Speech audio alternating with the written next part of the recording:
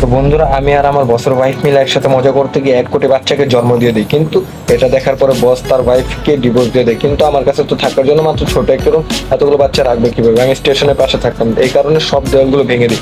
ভেঙে দেওয়ার পরে এখানে হার্ডবোর্ড দিয়ে দিই। হার্ডবোর্ড দেওয়ার পর উপরে অনেকগুলো ফ্লেক্সিবল জিনিস দিয়ে আমি এসি তৈরি করে দিই। আর এখানে একটি বারান্দা তৈরি করে দিই। এখানে ডবল বেড দিয়ে দিই, যেখানে তারা ঘুমাবে, আরামে ঘুমাবে।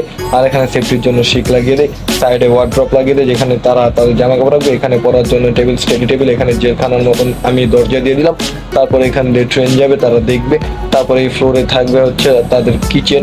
এখানে বসে তারা সবাই একসাথে খাবার দাবার খাবে, নেশা পানি করবে, সবকিছু একসাথে করবে। তারপরে এখানে বুকশেলফ, আমি জানি তারা কোনোদিন এখানে আসবে না পড়ার জন্য, তাও আমি বানিয়ে দিলাম, বাবা তো।